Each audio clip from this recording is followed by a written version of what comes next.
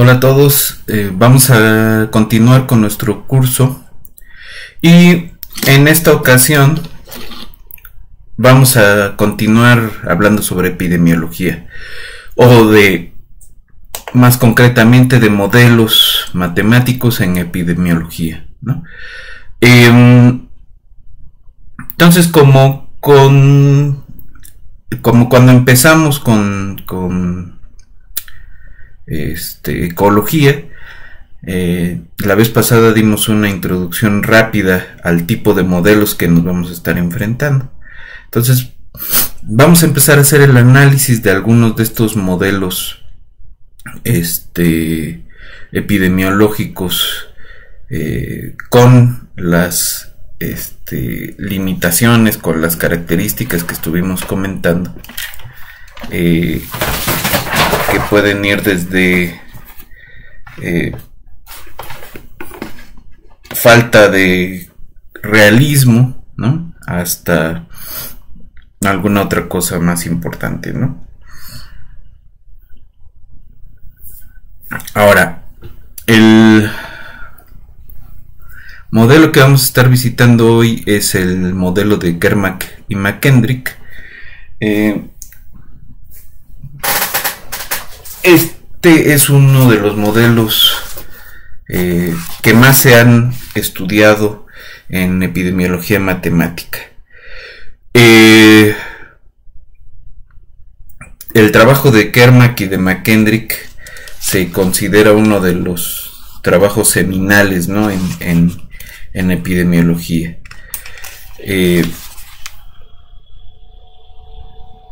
Esto es un artículo, una serie de artículos que se publicaron entre 1927 y 1933.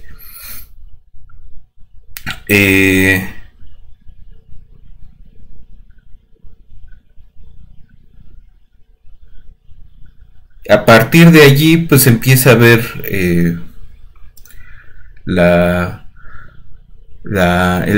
el desarrollo de la epidemia como un proceso determinista, donde podemos decir cosas y donde podemos predecir al menos tiempos de duración, umbrales para cierto tipo de medidas, etcétera, ¿no? ¿Qué ha logrado la epidemiología matemática? Cierto rango de predicción, o sea, basada en este tipo de modelos, cierto rango de predicción, no son predicciones precisas. El desarrollo de esquemas de vacunación a partir de el conocimiento de proporciones necesarias para controlar la enfermedad, algún tipo de enfermedad, ¿no? Con ciertas variantes de esto se puede también modelar. Aquí vamos a primero modelar transmisión directa con las limitaciones de las que hemos comentado, y vamos a poder modelar también transmisión indirecta, transmisión vectorial, por ejemplo. Entonces ese es otro tipo de modelo del cual vamos a hablar más adelante, pero que abreva de esta misma idea de consideramos a las clases epidemiológicas como poblaciones separadas y poblaciones esencialmente independientes, y consideramos el evento de vacunarse como un evento equiprobable e independiente para cada individuo, ¿no? Entonces las mismas suposiciones, el mismo mecanismo matemático es el mismo que hay detrás de esto. Ok. Entonces lo que vamos a ver es este modelo de Kermack y McKendrick, el famoso modelo SIR, y luego vamos a empezarnos a mover a otro lado, ¿no? Les voy a mandar un artículo que no es, bueno, les voy a mandar el de Kermack McKendrick, el del 27, Pero les voy a mandar también uno que lo desbarata en el sentido de tratar de explicar como de dónde sale cada cosa, ¿no? Este segundo pues es un capítulo en un libro bastante interesante que aborda la historia de la epidemiología matemática a través de leer los artículos seminales, ¿no? Entonces es un muy buen libro y es un muy buen ejercicio echarle una leída o dos, si les interesan estos temas, ¿no? De hecho me parece que el libro sí está ahí en el repositorio, y si no lo vuelvo a mandar, ¿no? Subo todo el libro, pues. Ok, entonces vamos un rato al pizarrón, y en las siguientes sesiones deberíamos ya estar revisando un poco la computadora para tratar de hacer la simulación del SIR y de algunas de sus variantes, ¿no? Porque ese modelo que vamos a estar revisando, la idea principal que hay detrás de esto es no solamente que podemos separar, sino que son las únicas tres clases que nos interesan, ¿no? Entonces, de acuerdo con la enfermedad, puede haber otras cosas que nos interesen. Se van a ir complicando los modelos, y entonces, de tener únicamente tres clases de población, vamos a terminar con un montón, ¿no? Podríamos tener hasta 9 o más, ¿no? Entonces, de entrada, pensar en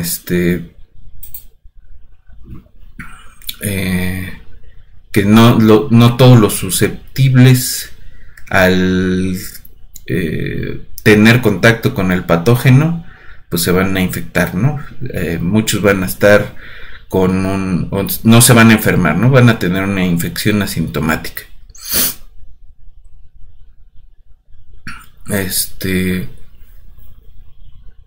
Entonces, esa infección asintomática, ¿qué es lo que cómo se detecta? ¿No? Es indetectable, pero produce más infecciones. Entonces esos no los podemos tratar como infecciosos. Los tenemos que tratar como infecciosos, pero no los podemos tratar como infectados.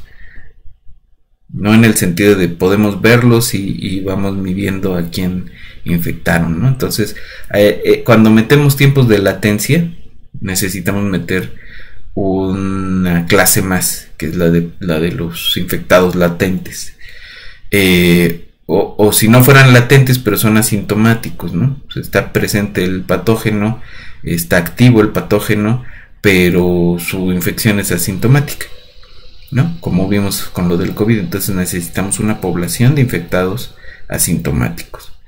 Si fuera una infección de transmisión sexual, por ejemplo, el virus de papiloma humano, es asintomático, estadísticamente es asintomático en hombres, ¿no? Estadísticamente.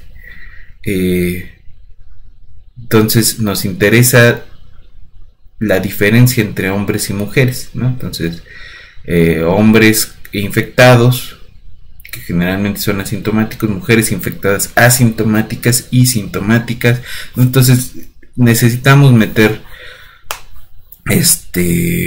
más clases después, que solamente susceptibles, infectados y posiblemente removidos del sistema. Entonces lo primero que se hace generalmente son los tiempos de latencia.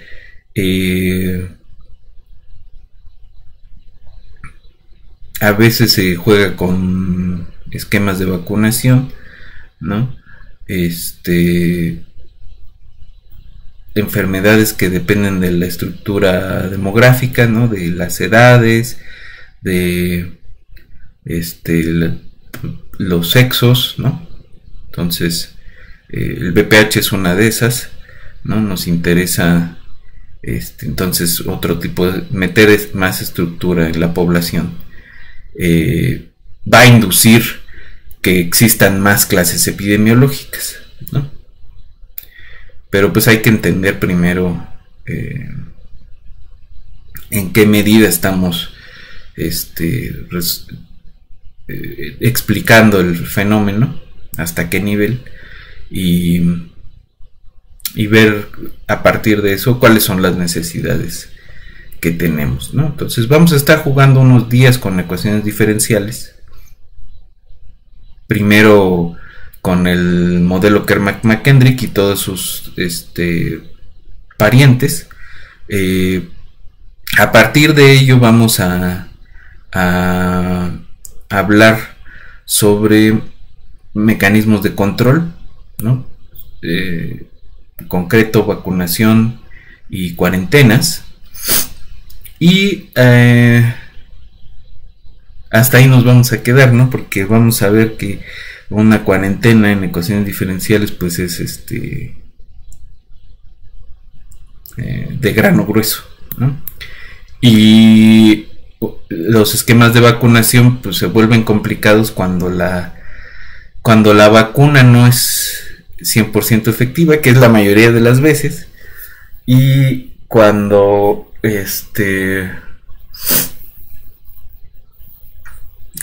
es 100% efectiva, y el otro caso que nos interesa para movernos de herramienta es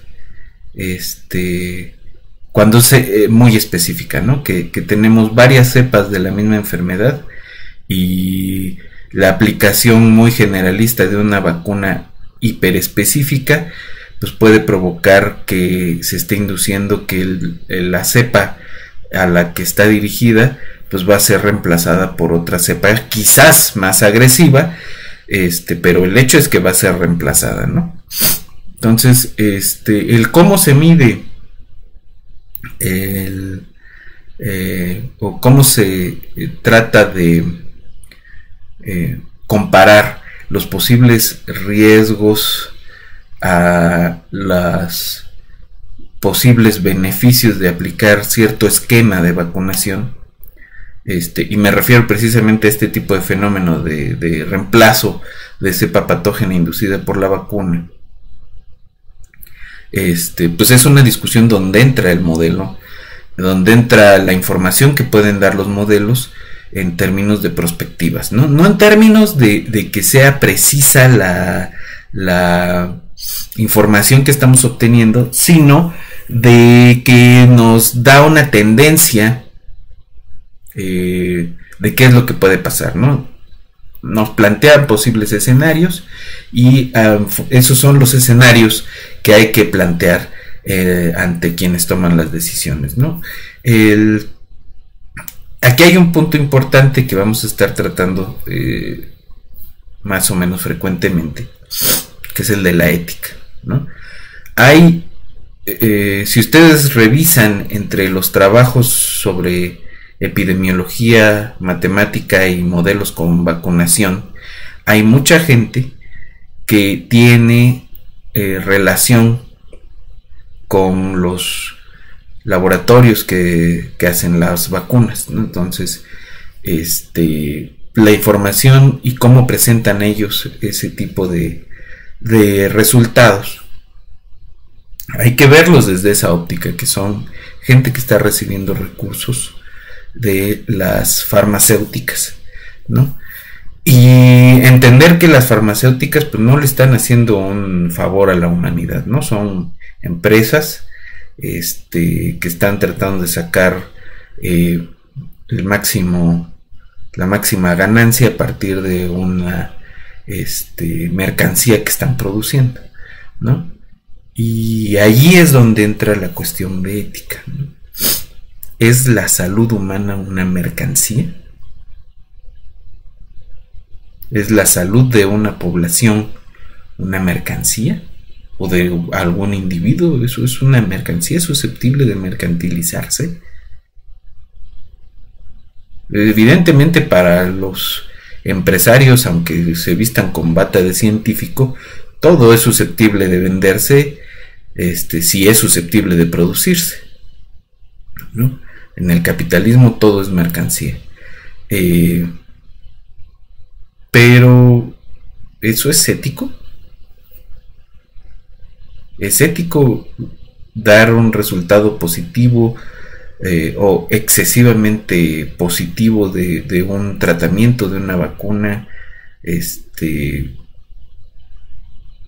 dando argumentos con rodeos o no señalando que el modelo que estamos usando pues tiene sus limitaciones, que hay información que no estamos teniendo, aunque el modelo nos diga sí,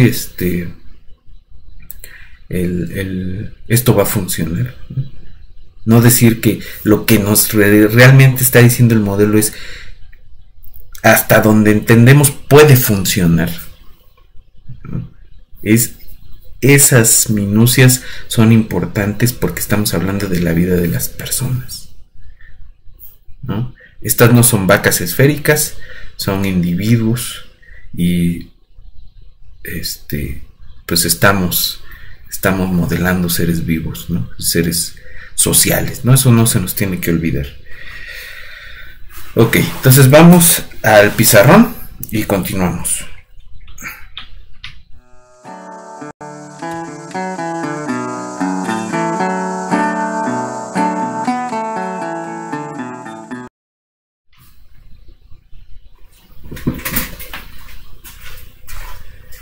Bien, entonces el modelo de Kermack-McKendrick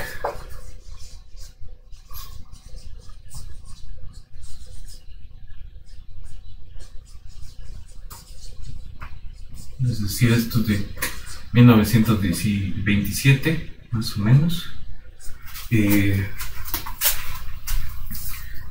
es un modelo de los que ya habíamos empezado a comentar, es un modelo epidemiológico, compartimentado, con 3 compartimentos, ¿no? Y por eso es llamado modelo SIR. Los 3 compartimentos son de susceptibles,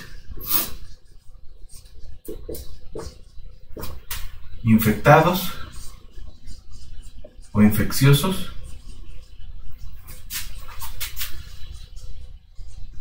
es decir, no solamente infectados, sino que transmiten la enfermedad, y un tercer cajón que es el de los removidos.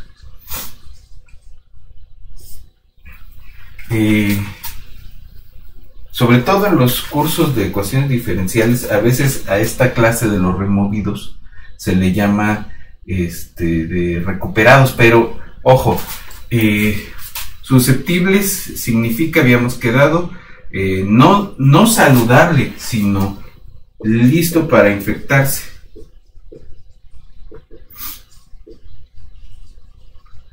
Son individuos que no tienen la enfermedad y que pueden infectarse. Eso, pues, está a discusión si eso es ser saludable, ¿no? Entonces a veces a los susceptibles les llaman saludables, pero no. Infectado, infeccioso, pues son los que están listos para transmitir la enfermedad.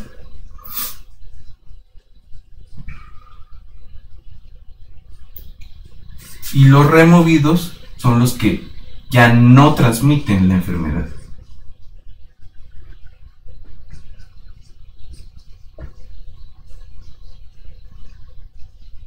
Eso es diferente de estar recuperado, ¿no? Esto es diferente de ser sano y esto es diferente de estar enfermo, ¿sí? Estos pueden no estar o no sentirse enfermos, pero están listos para transmitir la enfermedad. Se transmiten la enfermedad. Y eso es importante, ¿no? ¿Qué es lo que estamos modelando? Transmisión.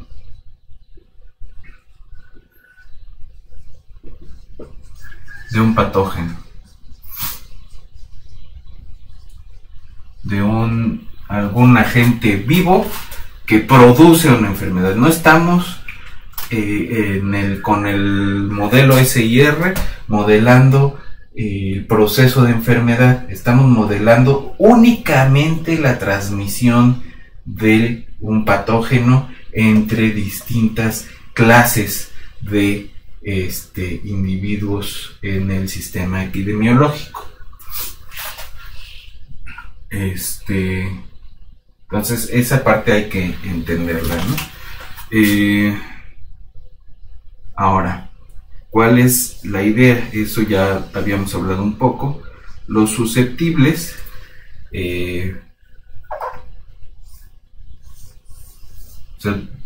la primera hipótesis, digamos, es que toda la población es susceptible a infectarse, ¿no? Está lista para ser infectada. Es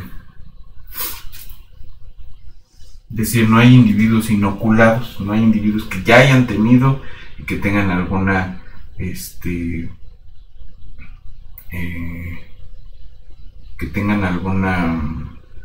protección, ¿no?, biológica. Entonces, los susceptibles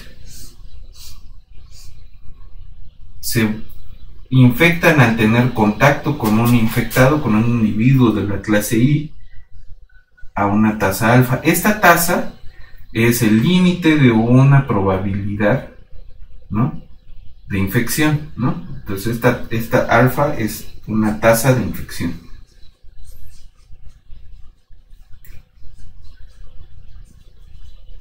Que esta se puede reescribir como una tasa de contacto sobre otra cosa, ¿no? Entonces aquí o una probabilidad de contagio también se le puede llamar, ¿no? Pero la alfa, eso es lo que representa, ¿no?, una velocidad a la que se contagia.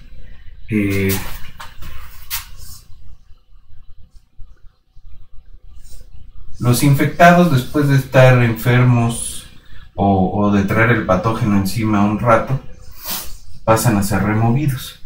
Removidos va a significar, por un lado, o bien que se mueran, o bien que se recuperan y obtienen inmunidad. Fíjense que ya no hay un camino de regreso entre la R y la S, o entre la R y la I, ¿no? Entonces, esta beta es una tasa de remoción.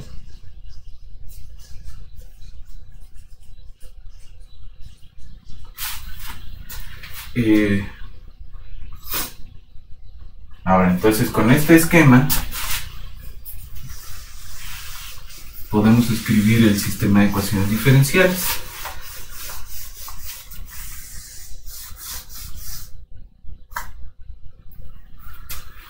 ¿Cómo van a cambiar los susceptibles? ¿No? Todos los individuos son susceptibles. ¿Y cómo es la velocidad de infección? Pues depende de la alfa, ¿no? Van a dejar de ser susceptibles y pasan a ser infectados. ¿Y cómo van a infectarse? Pues depende de cuántos individuos infectados haya.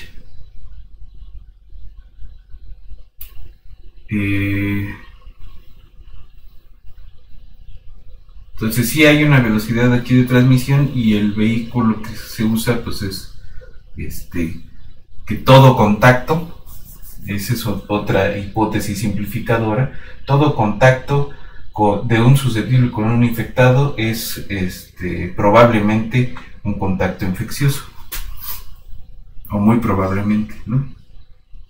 La clase de los infectados tiene entradas y salidas, ¿no?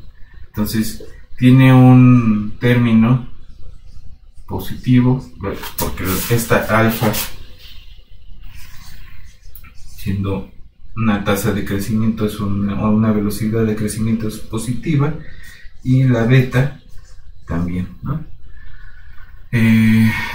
Entonces, una porción de los individuos susceptibles se vuelve infectado al tener contacto con algún infectado, y de estos infectados, algunos se recuperan, ¿no? Algunos de los infectados se recuperan o se remueven, ¿no? Dejan de ser infecciosos, dejan de transmitir la enfermedad, y entonces la R es así. Fíjense cómo esta ecuación no depende de la misma R. Estas dos, pues sí tienen, o sea, sí son no lineales respecto a sus variables, ¿no? Esta no. Esta crece como una lineal, ¿no? Pero pues tendríamos que resolver ese I, y la I seguramente tiene una descripción no sencilla, ¿no? Entonces este es el modelo SIR. Sí, ya habíamos platicado de algunas limitantes. Primero, ¿por qué el mecanismo de contacto es ley de acción de masas, ¿no? Es medio antinatural. ¿Por qué las tasas de transmisión o de remoción son constantes, ¿no? Son limitantes propias del modelo.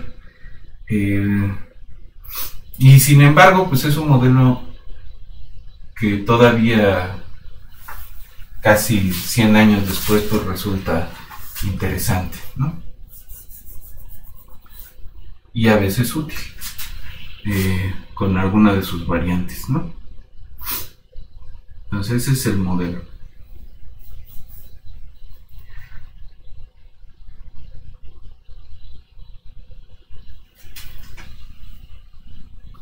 Decíamos la vez pasada que lo más sencillo o la forma más sencilla de proceso es cuando no hay remoción, ¿no? Los infectados vuelven a ser susceptibles, ¿no? Entonces esta produce un modelito. La S, ¿cómo va a cambiar? Pues algunos susceptibles se infectan a tasa alfa,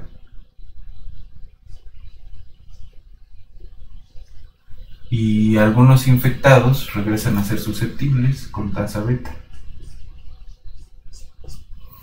¿no? Y la I, pues es una cosa parecida, ¿no? Beta I más alfa menos beta I más alfa y S, ¿no? O SI.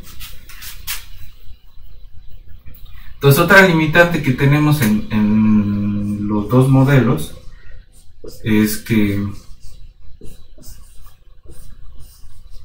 no estamos considerando que puedan haber nuevos individuos. Es decir, estamos suponiendo que la dinámica de la enfermedad ocurre tan rápido que no es interesante tener nuevos individuos en el sistema, ¿no? Esa es una limitante fuerte. Entonces, meter términos de nuevos nacimientos o de nuevos individuos susceptibles, pues es casi siempre necesario, ¿no? Entonces vamos a quedarnos de momento con estos dos modelitos. ¿Qué es lo que hacemos siempre con un modelo? Pues nos preguntamos cuáles son las soluciones estacionarias, ¿no? Entonces, si quieren, podemos empezar de este lado. ¿Quiénes son las soluciones estacionarias? Pues de entrada, que no haya dinámica, ¿no? A esto generalmente se le llama el equilibrio libre de enfermedad. Perdón, aquí son todas las susceptibles. Entonces, si todos son susceptibles pero los infectados son 0, las dos ecuaciones se anulan, ¿no? El número inicial de susceptibles. Otra cosa que se me pasó, que es importante, es que como estamos dividiendo en clases, la población total siempre es la suma de las clases, ¿no? S más I más R, y entonces hay que estar viendo también cuando planteamos los modelos si esto está bien balanceado, ¿no? ¿Qué pasa con y que la N punto es idénticamente 0, es decir, la población durante el proceso epidemiológico es aproximadamente constante. En este caso,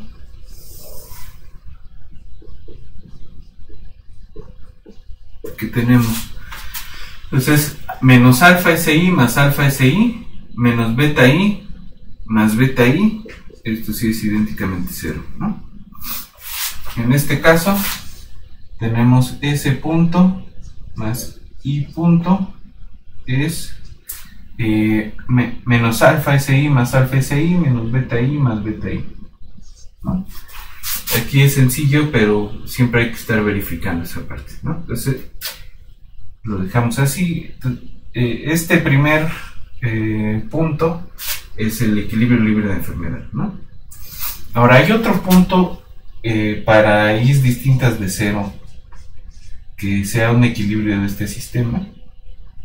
Entonces, si suponemos que y es distinto de 0, la S punto igual a 0 es menos alfa y S más beta I,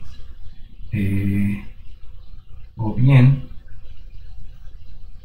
0 igual a menos alfa S más beta, ¿no? Suponiendo que la I es distinta de 0.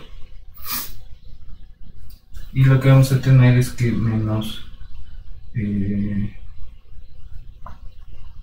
que S es igual a beta sobre alfa, ¿no? Entonces, este ya no es cualquier valor, ¿no? Es un punto de equilibrio para esta cosa. Ahora regresamos a la ecuación de la I. Tenemos que 0 es igual a menos beta por I menos, a ver, dejémoslo así. 0 es igual a I por menos beta más alfa por el valor que encontramos ¿no?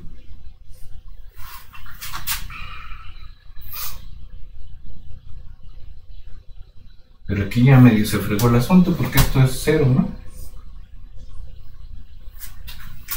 Entonces, ¿qué es lo que nos está diciendo? Que fijando S en beta sobre alfa, de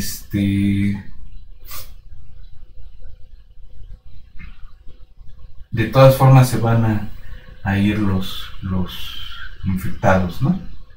Y esto es justamente por esta dinámica que estamos haciendo ahí, ¿no? Ahorita vemos qué otra cosa podemos decir de eso. El de 3 estados, ¿no? El de posibles, el que sí estamos generando algún tipo de inmunidad, en el mejor de los casos, ¿no? ¿Cómo se va a ver el equilibrio libre de enfermedad? Pues son los susceptibles. Hay 0 infectados, y si hubo 0 infectados, entonces 0 removidos, ¿no? Entonces ese es el equilibrio libre de enfermedad. Y pregunta, ¿hay otro equilibrio? Entonces supongamos que I otra vez es no nulo, y vamos a ver cómo se ve esto. Entonces S, o tenemos las ecuaciones, 0 igual a menos alfa SI,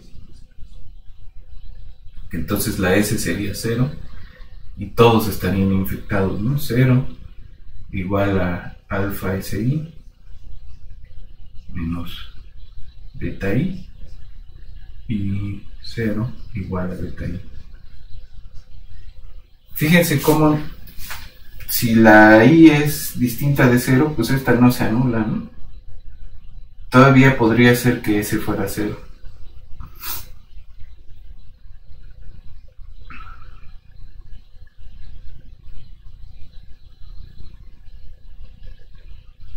Entonces ese no tiene otro punto de equilibrio. Ahora la parte importante acá es cuándo ocurre o sea, ¿siempre ocurre un brote epidémico? ¿Siempre se van a infectar todos? ¿O a veces se va más rápido la I a 0, ¿no?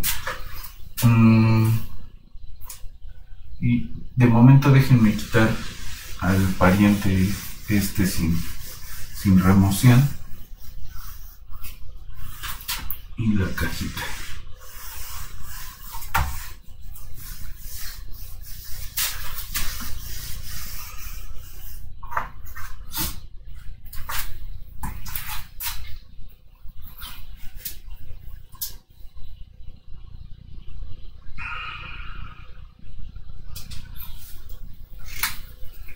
¿Cuál es el número o la cantidad total de infectados en ese caso?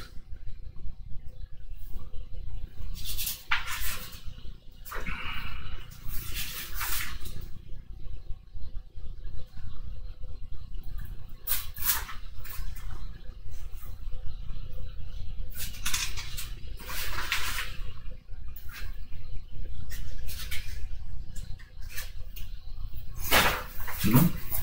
¿Qué pasa con las condiciones iniciales, ¿no? Estamos suponiendo que en todo momento se cumple esto. Entonces, el número inicial de susceptibles más el número inicial de infectados siempre es n, ¿no? La n aproximadamente constante. Entonces, si conocemos el número inicial de susceptibles, pues los infectados son simplemente n menos ese 0, ¿no?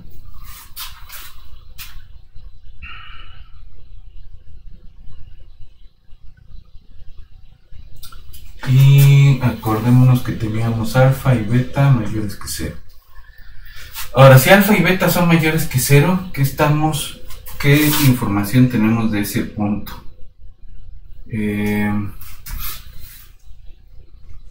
S e I son poblaciones, entonces esto siempre es mayor o igual que 0. Y la alfa es estrictamente mayor que 0. Entonces ese punto siempre es menor o igual que 0. Es decir, esta es decreciente, ¿no? Ese es decreciente.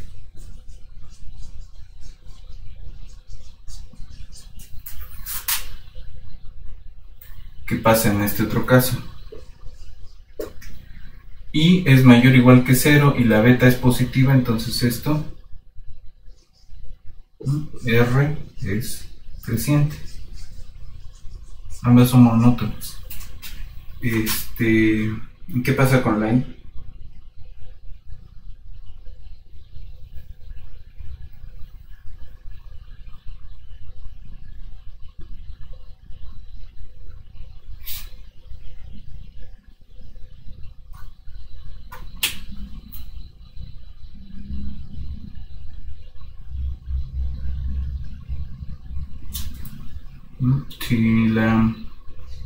Si suponemos que I es idénticamente distinta de 0, entonces I punto dividida por I, ¿quién es? Pues es alfa S menos beta, ¿no?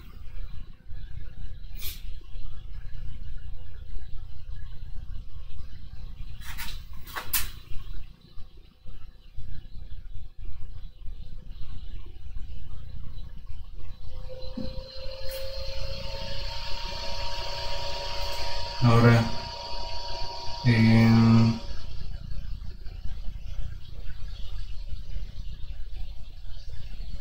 ¿qué pasa con la I punto? Pues sabemos que S e I pueden ser positivas, pero no sabemos qué pasa con la I punto, ¿no? Entonces, si I punto es menor o igual que 0, entonces esta parte de aquí, es decir, ¿qué significaría esto? Que la I es decreciente, ¿no? No en todos lados la I es decreciente, eso lo vamos a ver a continuación. Pero si ocurriera que esta cantidad de infectados, velocidad de infección es decreciente, ¿qué pasaría con esto? Pues tendríamos que alfa S menos beta es mayor o igual que 0, ¿no? Menor o igual que 0. ¿no? Porque la I es positiva, ¿no? Entonces esto sería menor o igual que 0. De aquí tenemos que beta es menor o igual que alfa, ¿no? Aprovechando que alfa y beta son positivas, o bien que beta sobre alfa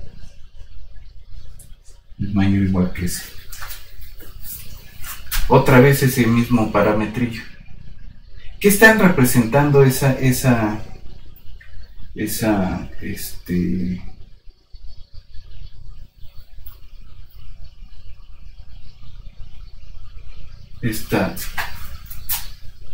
cosilla de aquí? Estos son la velocidad con la que se recupera y esto es la velocidad con la que se infectan, ¿no?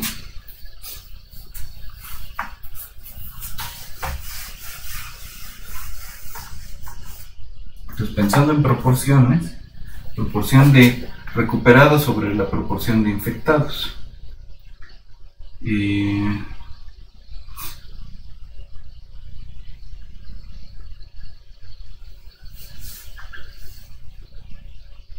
Entonces, lo que tenemos es que si S es menor o igual que beta sobre alfa, entonces la I punto va a ser menor o igual que 0. De hecho, si S es igual a beta sobre alfa, entonces la I punto es constante. La I es constante, ¿no? La I punto es igual a 0. Entonces, fíjense cómo tener una cantidad de susceptibles menor que esto es deseable, ¿no? ¿Por qué? ¿Qué pasa si alfa S menos beta es mayor o igual que 0? Esto es equivalente a S mayor o igual que beta sobre alfa. De hecho, dejémoslo así, ¿no? La contrapositiva. ¿No? Si S es mayor estricto que beta sobre alfa, entonces beta es menor estricto que alfa por S y esto se cumple, ¿no? ¿Qué es lo que estamos diciendo aquí? Que la I punto sobre I es mayor estricto que 0 y esto ocurre si solo si la I punto es mayor que 0, es decir, una cantidad de infectados que crece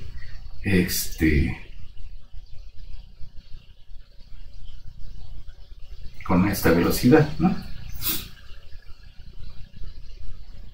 Entonces aumenta el número de infectados en este escenario, y en este escenario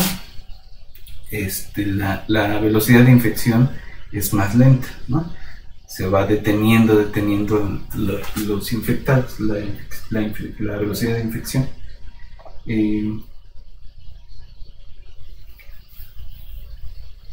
Entonces este parámetro beta sobre alfa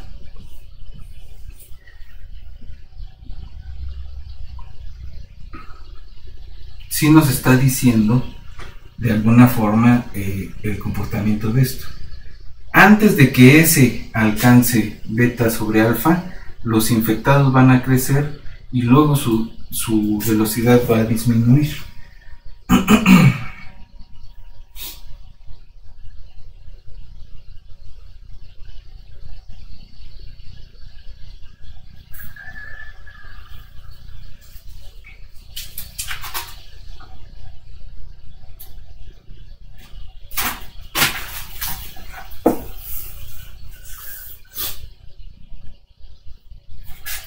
Ahora, ¿cómo son los valores asintóticos de nuestras variables?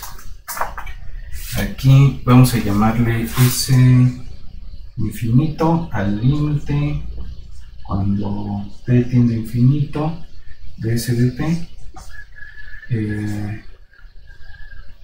R infinito pues es el correspondiente y la I, ¿no?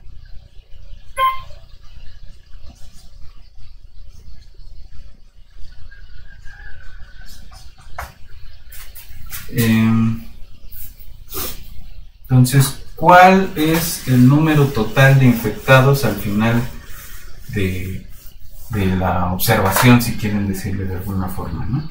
Pues tenemos el número asintótico de infectados, y estos pues hay que quitarle el número asintótico de recuperados, de removidos, ¿no? Y esto entre el total de la población. Estos son los que al final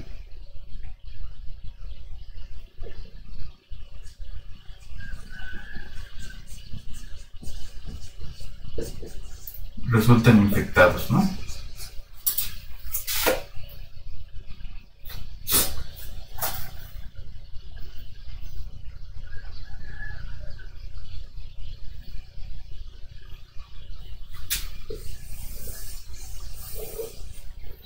Entonces nos interesa calcular los valores asintóticos tanto de la I como de la R.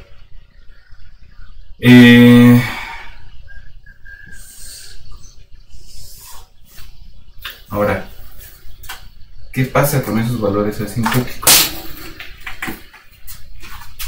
La población inicial es por acá, ¿no? Esos son los susceptibles.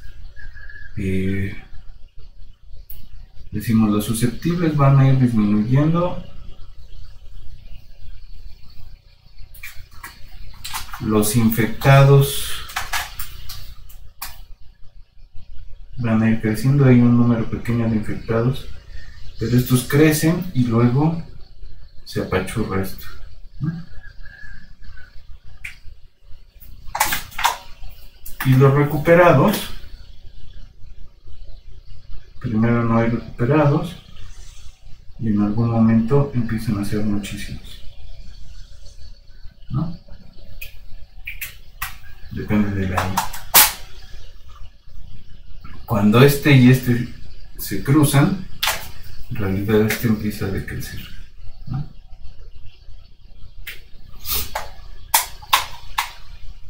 Entonces, ¿dónde está este cruce? ¿No? Eso es lo que va a medir esta cosa.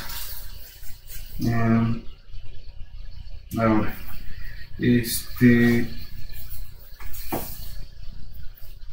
este parámetro es tan importante que tiene nombre, ¿no? Visto así, se le llama la tasa relativa de remoción. Y su recíproco, alfa sobre beta, es la tasa de contacto.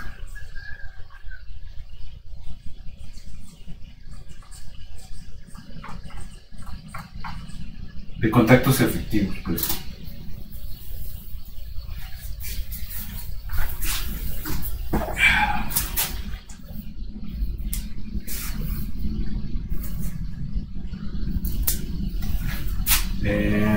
Antes de pasar a ver cualquier cosa de las soluciones, déjenme hacer algo.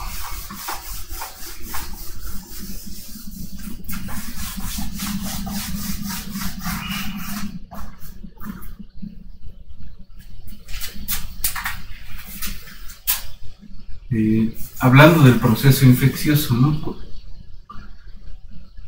Un individuo infectado en una población susceptible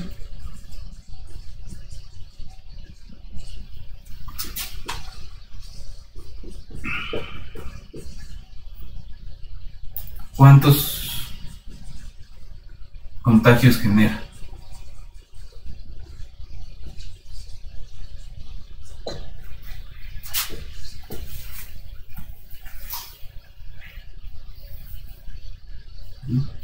¿Es uno cada vez? ¿Son muchos? Depende de la tasa, ¿no? ¿Cuál es esa tasa, no? Entonces, supongamos que hay un infectado. ¿Y a cuántos se infectan, no? Pues hay una posibilidad de ¿cuántos? Pues de alfa por S, ¿no?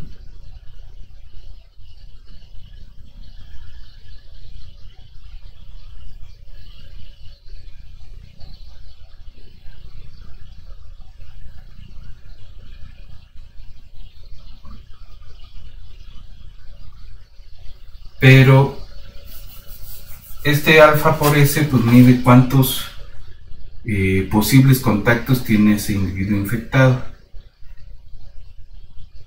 Y hay unos que, aunque tengas contacto, pues no vas a infectarlo, ¿no? Existe esta tasa de remoción que multiplicado, es decir, pensamos así, ¿no? Lo que estamos midiendo es esto, pero la cantidad de infectados que nos interesa ahorita es 1. Entonces, si este individuo era el primer infectado, en realidad hay S0 casos secundarios de esa primera infección, ¿no?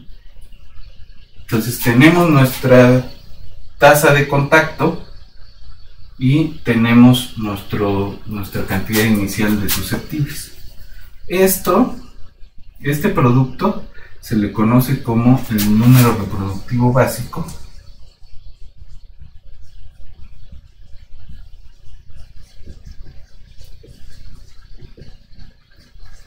y establece un umbral. En la literatura lo van a encontrar como R0, ¿no? Ahora, ¿qué pasa con ese R0? Si R0 si se fijan, es una proporción, ¿no? Si R0 fuera menor que 1, entonces eso significa que alfa S0 sobre beta es menor que 1, lo cual significa que S0 es menor que beta sobre alfa. Y si S0 es menor que beta sobre alfa, ¿no? Significa que I punto es menor o igual que 0, ¿no?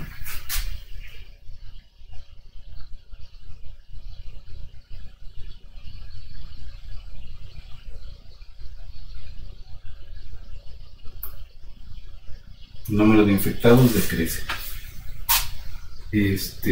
Perdón, la velocidad de infección decrece.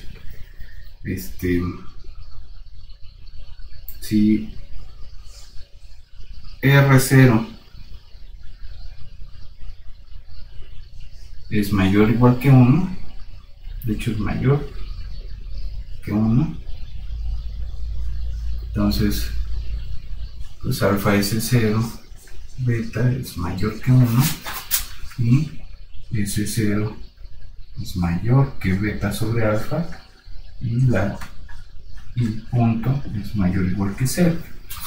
Ocurre un rápido crecimiento de los casos infectados, y cuando la R0 es igual a 1, significa que alfa sobre beta es igual a S0, perdón, beta sobre alfa es igual a S0, y entonces estamos en un valor estacionario para la I, ¿no? Lo que ya hicimos hace rato. Este R0 es entonces un umbral para el brote epidémico, ¿no? Cuando esa proporción de individuos infectados es suficientemente grande, pues eso es lo que va a estar ocurriendo, ¿no? Bueno, entonces continuamos con el Kermack-McKendrick la próxima sesión y vamos a ver qué tan lejos podemos llegar con el SIS. Hay más cosas que decir respecto a esto. Retomamos el parámetro del número reproductivo básico y nos vemos en la siguiente sesión.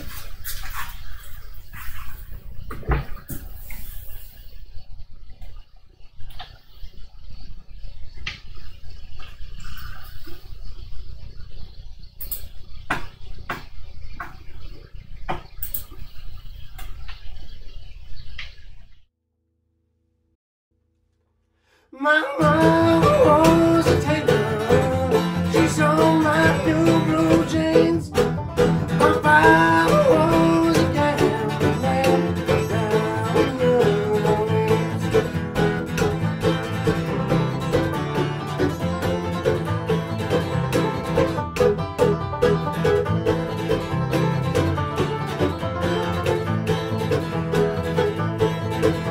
The only thing a gambler needs is a suitcase and